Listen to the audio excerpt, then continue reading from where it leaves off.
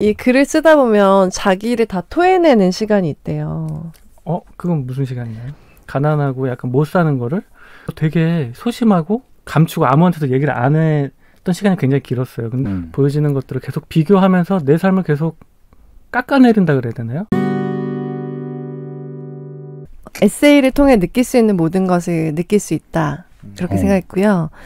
왜 나만 그런 게 아니구나 읽으면서 그런 위안도 얻고, 또 친구가 이렇게 자기 마음속 얘기 털어놓을 때 내가 시원할 때도 있잖아요. 들으면서. 맞아요.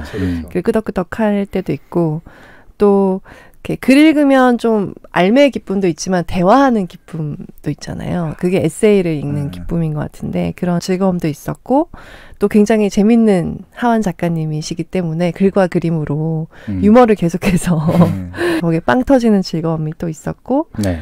또 글맛을 느끼면서 읽는데 책장이 막 술술 넘어가는 그 즐거움도 느끼고요. 그래서 또 작가님이 아마도 전작이 왜 그렇게 사랑을 받았는지 작가님 혹시 아세요라는 질문 되게 많이 받으셨을 것 같아요. 글쎄요, 그건 모르죠. 저는 그게 우리가 느끼는 것들을 굉장히 콕 집어서 솔직하게 다루는 그런 재주가 굉장히 뛰어나신 분이라고 생각하는데 이 책에서도 또한 그런 느낌을 얻었고, 그래서 오히려 더 좀 성숙해 가고 성장해가는 작가님의 그런 모습들도 느꼈고요. 글을 쓰면서 이렇게 다듬어지는 그런 마음들도 느꼈고, 또 이렇게 괴롭거나 좀 너무 지루하거나 좀 막 여러 가지 안 좋은 감정이 들 때 읽어도 전환이라는 게 있잖아요. 이 사람은 이런 감정 들 때 이렇게 생각하는구나 하면서 이렇게 전환할 수 있구나라고 좀 배울 수 있는 그런 책이었습니다. 감사합니다. 역시 뭔가 차원이 다른 느낌의 소감이었습니다. 1부에서 45분 동안 했던 방송을 한 줄로 그냥 그러니까요. 네. 요것만 내보내도 왜 이제 왔어요? 왜? 독자분들이 어떤 반응을 주로 주시는지. 별로 제가 소통을 잘하는 사람은 아니라서 그리고 소통 창구도 없고 독자분들하고, 근데 유일하게 있는 게 이제 인스타그램인데, 네. 이제 인스타그램으로 이제 읽으신 독자분들이 이제 잘 봤다, 잘 읽었다, 재밌다, 뭐 위로가 많이 됐다, 뭐 이런 말씀들을 많이 해주셔서 저도 되게 뿌듯하달까요? 되게 보람이 있어요. 그런 걸 볼 때마다. 네. 이런 분도 계시지 않아요? 작가님 어떤 특정 에피소드를 읽고 작가님 저도 그랬어요. 근데 이런 상황이 좀 되게 고민이 돼요. 작가님은 이럴 때 어떻게 하세요? 뭐 이런 질문도 좀 있을 것 같은데.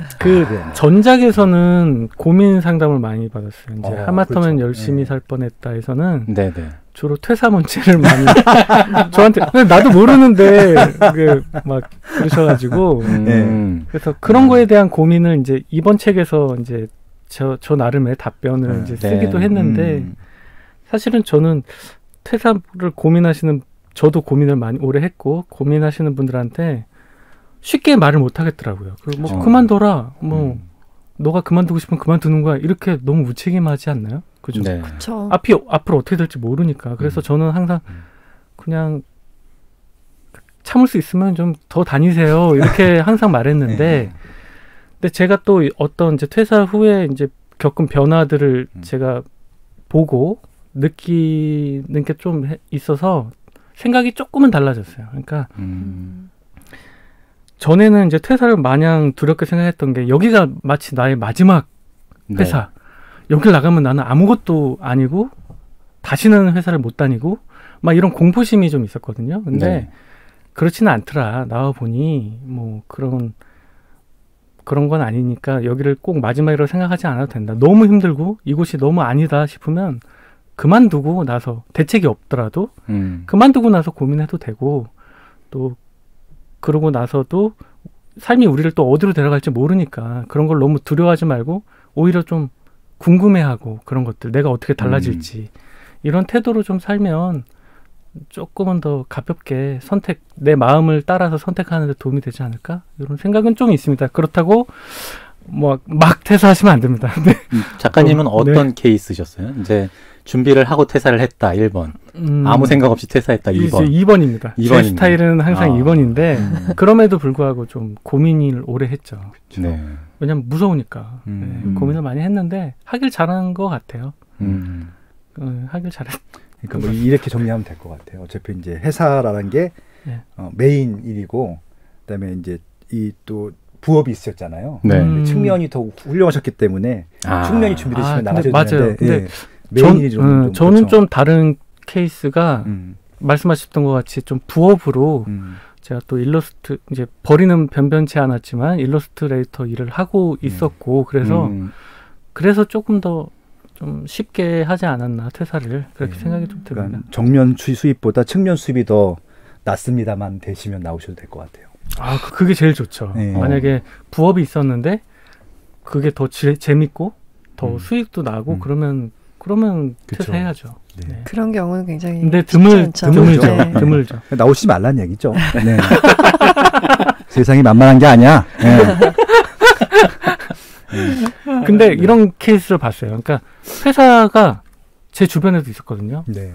회사에 그 회사가 이제 뭐 좀 문제가 있어서 스트레스가 너무 심하고 그런데도 못 그만두고 주변에서 그만두라고 막 얘기를 해줘도 못 그만두시는 분이 있었어요. 그래서 결국은 그만두셨는데 정신병까지 이렇게 얻으셨어요. 정신적으로 약간 불안장애 이런 것까지 얻으셨어요. 근데 그건 아니지 않나. 그렇죠. 그러니까 내가 먼저지. 네. 거기서 메인은 내 건강. 그렇죠. 내 건강이 먼저고 너무 괴롭으면은 일단 그만두고 나서 생각하고 그다음에 항상 이런 게 있어요. 신세를 지지 말자라는 주의긴 한데 저도 그럼에도 불구하고 저를 지지해주는 가족들. 내가 거기서 나온다고 굶어 죽지가 않더라고요. 도와줘요. 주변 사람들이 하다못해 뭐 엄마라도 와서 뭐 밥을 해주든지 이렇게 도와주고 의지해주는 사람이 있으니까 힘들 때는 나도 좀 기대도 된다. 뭐 이런 맞아요. 생각도 좀 든든한 사람들이 주변에 있으니까. 그거 되게 저도 공감하는데요. 그러니까 이게 가족들은 당연히 이제 영순위로 도와주실 거고 평소 때 연락을 안 하던 분들한테도 한번 일부러 그냥 조금 이렇게 좀 부담이 된다 하더라도 연락해보고 하는 것들 도와주실 분들이 생각보다 찾아보면 또 있어요. 네, 맞아요. 그러니까 좀 위축되지 말고 그냥 많은 분들 만나는 것도 추천드리고 싶네요. 진짜. 그런 분이 있다고 하면. 네. 처음에 제가 드렸던 질문 중에 두 번째 거. 사실 작가님에게는 굉장히 슬프고 힘들었던 기억이겠지만 사실 나도 이런 힘든 경험을 했는데 되게 끝에 가서는 재미로 승화를 시키셨잖아요. 맞아요. 네, 맞아요. 그런 것들 보면서 좀 위안을 얻는 분들도 계실 거니까 그 에피소드 좀 소개 좀 해주시죠. 이 에피소드가 이제 읽으신 분들은 알겠지만 안 읽으신 분들을 위해서 간단히 설명해 드리면 제가 월세로 살던 오피스텔이 경매로 넘어가는 이제 일이 있었어요. 네. 집주인은 아니라고 하는데 발뺌을 하는데 집주인이 아무래도 일부러 이렇게 경매로 넘긴 게 아닌가 싶기도 하고. 아무튼 그래서 그 책에서는 이제 끝까지는 얘기를 안 했는데 이제 서비스로 얘기를 해드리면 그 이후의 얘기를. 야 좋다. 제가 이제 7천만 원의 보증금이 있었는데 못 받고 1,700만 원만 경매를 통해서 이제 보존을 받게 됐어요. 근데 그러면 그것만 받고 이제 집을 나가야 되거든요. 쫓겨나야 되는데 그럴 수는 없으니까 제가 경매를 받았어요. 그래서 이제 제가 그토록 싫어하는 은행 대출을 받고 어마어마한 진짜 제 인생에 큰 빚을 받고 제가 이제 오피스텔을 넘겨받았습니다. 그리고 집주인한테는 이제 1,700만 원을 제외한 나머지 금액에 대해서 이제 그걸 했죠. 청구 소송을 했죠. 너가 나한테 못 줬으니 이걸 줘라. 근데 이제 재판으로 이제 가기 직전에 판사가 합의를 봐라. 둘이 재판으로 가봤자 길어지니까. 그래서 뭐 집주인분이 깎아달라고 그거를 그래갖고 사정 바로 줄 수 있다. 자기가 깎아주면. 그래서 2천만 원으로 깎았어요. 그래서 2천만 원만 그러면 줘라. 더. 근데 그거를 정해진 날짜가 지금 한참 지났는데 안 주고 계시네요. 또. 못 받을 것 같은 느낌이 뭐 굉장히 강하게 드는데 이제 그거를 이제 제가 또 법적으로 또 해야죠. 이제 또 힘들었구나. 뭐 그렇습니다. 돈 받는 게 쉽지 않습니다. 그래서 저 너무 속상했어요. 그거. 맞아요. 그러니까. 근데도 이제 책에선 되게 유머러스하게 풀 수 있었던 게 다행히 제가 이제 그 시기가 이제 하마터면 열심히 살 뻔했다가 이제 판매가 좋았을 시기라서 그 가뿐하게 이겨낼 수 있었습니다. 여러분의 덕분에 그리고 그런 것 같아요. 그런 우리 일상에서 이제 삶에서 살다 보면 항상 좋은 일만 생기지 않잖아요. 막 이런 일들은 비일비재하게 저만의 독특한 그런 에피소드는 아니라고 생각해요. 모든 사람들한테 한 번쯤은 다 있을 약간 일이고, 근데 이런 것들을 또 우리가 넘어지지 말고 또 가뿐하게 또 일어날 줄도 알아야 되지 않을까 싶은 생각에 이런 걸 또 썼던 것 같아요. 네. 네. 저는 책에서도 그렇고 오늘 뵀을 때도 그렇고 훨씬 더 많이 단단해지신 느낌? 네. 네. 그런 느낌이 많이 들어요. 네. 얼굴도 많이 탱탱해지셨어요. 네, 살이 너무 많이 먹어가지고. 그래서 이 글을 쓰다 보면 자기를 다 토해내는 시간이 있대요. 그건 무슨 시간이나요? 그러니까는 글을 계속 쓰셔야 되는 상황에 놓이신 거잖아요. 네네네, 글로 맞아요. 먹고 살아야 되겠다. 상황이 그렇게 나를 만들어서 계속해서 글을 뭐라도 돈가스에 대해서도 명상을 해서 써야 되고 맞아요. 뭐라도 이제 끌어내야 되는데 맞아요. 그러다 보면은 내 어렸을 때 힘든 얘기도 맞아요. 계속 가슴에 있으니까 그냥 또 쓰게 되고 그렇게 토해내는 시간이 있대요. 맞아요. 근데 그렇게 다 토해내면 그 다음으로 걸어갈 수 있다고 하더라고요. 아, 그렇군요. 네. 그래서 여기 많이 토가 많아요. 그래서 근데 이렇게 막 보면 죄송해요.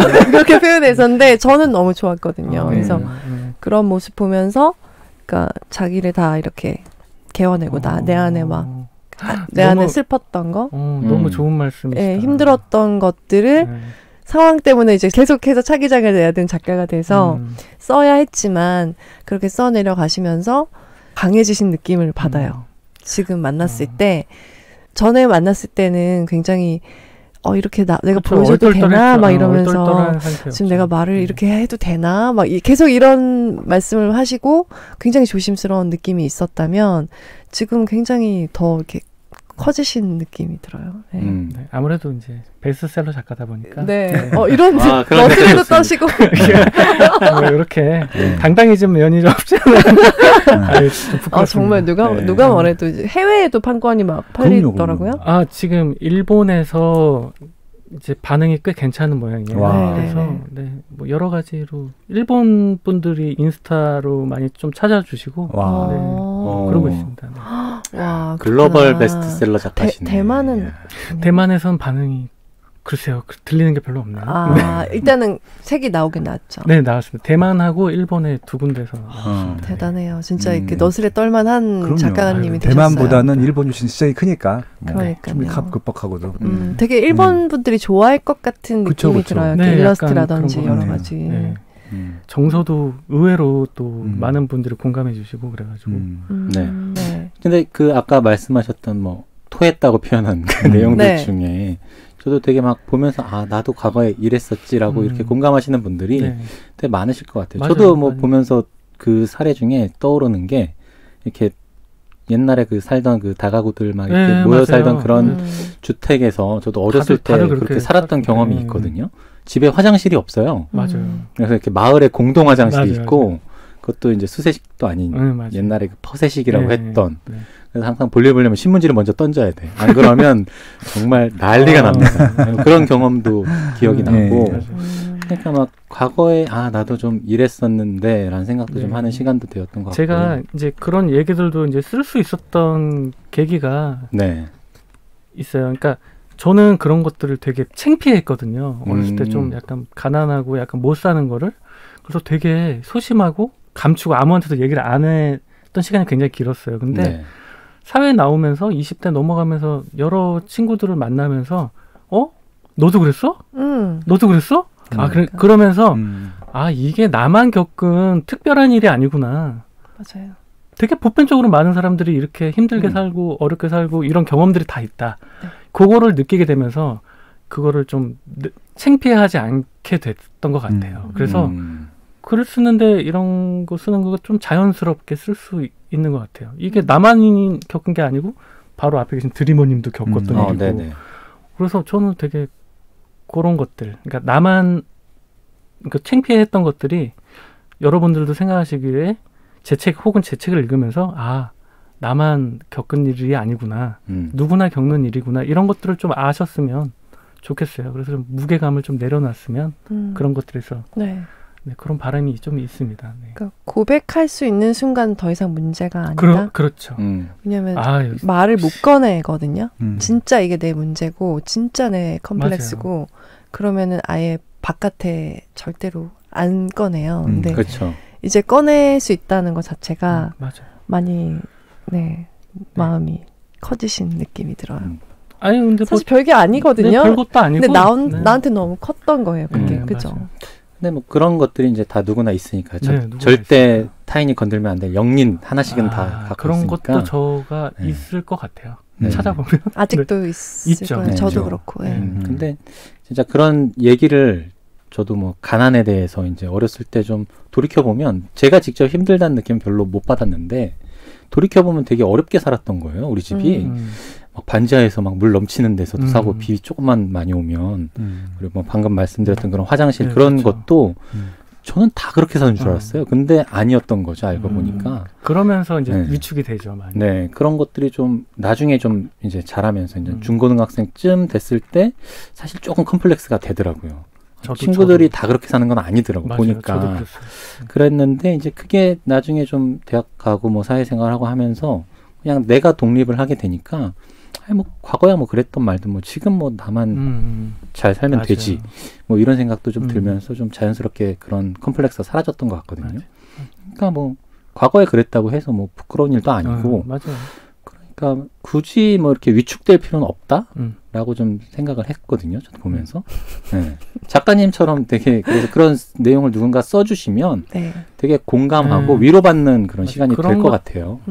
들이 또 에세이가 가지는 좀 약간 매력인 것 같아요. 소설과는 또 다른. 네, 실제로 그 사람의 삶을 일부를 혹은 누구는 치부라고 생각할 수 있는 것들을 내보였을 때 그런 거를 같이 공감하고 나만의 문제가 아니었어. 뭐 이렇게 하면서 이런 것들이 약간 좀 뭔가 마음의 응어리가 좀 희석되는 그런 느낌? 그런 것들이 에세이의 매력인 것 같아요. 네. 저는 내가 가난해진 순간을 기억한다. 학교에 들어가자마자 비교하면서 사람들이 다 다르게 사는구나 라고 느끼고는 그때 꽝 떨어진 그 느낌을 기억한다. 이런 문장이 있는데 그 문장 보고 되게 뭔가 그렇게 느끼셨구나 막 되게 인상적인 문장이었어요. 이제 학교에 들어가면서부터는 10수년간 비교가 계속 이어지는 순간이 딱 시작되는 것 같아요. 학교나 이제 그 나름의 이제 단체 사회생활을 이제 딱 하게 되는 순간이잖아요. 학교에 들어가는 게.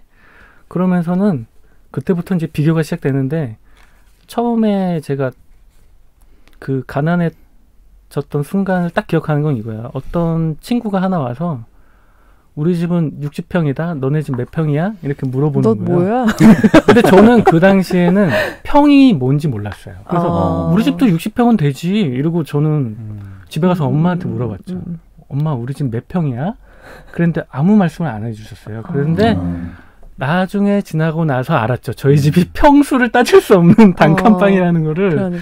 네, 그거를 나중에 알고 되게 그다음부터는 하나하나가 이제 그런 것만 보이는 거예요. 쟤네들은 어떻게 살고, 쟤는 가방이 뭐고, 쟤는 신발이 뭐고, 이런 것만 계속 보이는 거죠. 그래서 되게 불행했던 시절이 계속 길어졌던 것 같아요. 하한 어린이가 참 눈치가 빨랐어요. 엄마가 말씀하면 굳이 안 물어봐. 어머니는 이제 곤란하신 거는 얘기를 잘 안 해주시고 아무튼 그러시더라고요. 되게 곤란하셨을 것 같아요. 그런 것들을 애들이 물어오면. 저는 빈부에 차있다 느꼈던 게 앞집에 되게 부잣집이 있었는데 물이 옛날엔 다 돌리는 수도꼭지였거든요. 그렇죠. 근데 이렇게 들거나 이런 것이 처음으로 이렇게 그 집에서 본 거예요. 근데 물이 안 틀어지는 거예요. 손 씻으러 갔는데 어떻게 튼지 모르고. 네, 너무 다르게 생긴 거고 너무 당황스럽더라고요. 그래서 이 집은 이렇게 하는구나. 막 그런 거 있잖아요. 아메리칸 스탠다드 뭐 이런 거 있잖아요. 아메리카에서 스탠다드인데 난 처음 보고 막 이런 거. 이 책을 쭉 보다 보면 가난에 대한 언급도 좀 많이 나오긴 해요. 근데 꼭 그거에 이제 얽매여 있지 말자는 말씀을 그렇죠. 계속 쭉 하고 계신 거잖아요.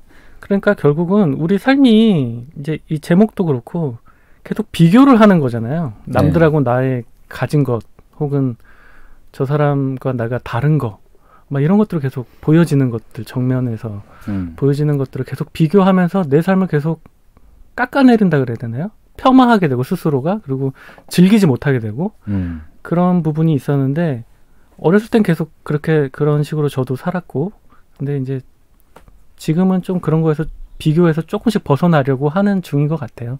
그러다 보니까 좀 더 내 삶도 좀 재밌는 것도 많고 즐겁고 우스꽝스럽고 약간 그렇게 충분히 내 삶도 나쁘지 않네라는 생각이 들게 되는 것 같아요. 비교를 일단은 덜 하게 되면서. 네. 그 에피소드 중에 그 법륜 스님의 그 사례 네. 나와 있는 내용도 있잖아요. 네, 맞아요. 거기 보면 그게 이제 핵심이죠. 열등함은 존재에서 오는 게 아니라 의식에서 비롯된 네네. 것이다. 맞아요. 그 말씀을 해주는데 네. 이게 너무 이렇게 확 꽂히는 말이더라고요. 저도 그거 보면서 울컥하더라고요. 네.